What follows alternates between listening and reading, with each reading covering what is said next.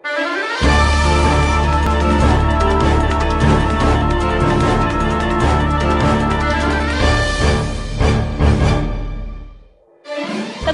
pagkakaisa at pagtutulungan ang napapaloob sa ating mga balita sa kauna-unahang digital news program sa Olongapo, Zambales na nakalap ng ating news team sa loob ng isang linggo.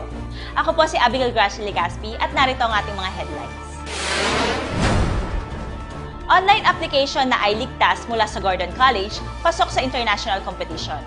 Kalsadang matagal nang pinapaayos, natapos na dahil sa kabayanihan ng mga taga-Barangay Pag-asa. 60 Seconds with Pag-asa Barangay Captain Rodolfo Catalogan. At para sa Pulis Gapo at your service po, tara at pakinggan natin ang mga safety tips para sa ating mga ATM users.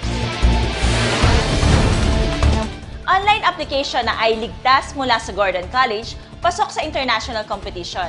Pakinggan natin ang ulat ni Ms. Cathy Mancao Ramos. Lalahok ngayon sa isang international competition ng isang mobile application na ay ligtas na dinevelop ng faculty ng Gordon College para sa emergency response situation matapos nitong makuha ang grand prize sa ginanap na hackathon event dubbed as Ready Disaster Hack for Resilience na ginanap sa Smart Tower Makati na sponsored ng World Bank. Ang naturang application ay dinevelop ng team na binubuo nila Erlinda Abarintos, Mark Anthony Rayman, Armelin Martinez at Jedidia Niño Nuevo. Ang naturang application na ay ligtas ay ang kaisa-isang entry ng Pilipinas para sa International Disaster Resilience Competition.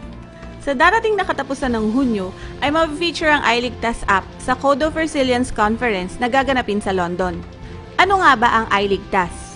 That is a hackathon where you stay in a single venue and you develop an application with a team, depending on what type of team the organizers will be giving. Hackathon, it aimed to develop applications that could be used for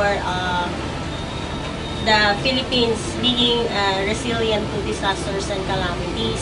So we came up with iLigtas. So we have a tagline, prepare, care, and share. Proud moment ito para sa mga taga-Olongapo. Ang nasabing breakthrough ay nais masubukan ng mga developers, syempre saan pa, kundi sa sarili nilang syudad.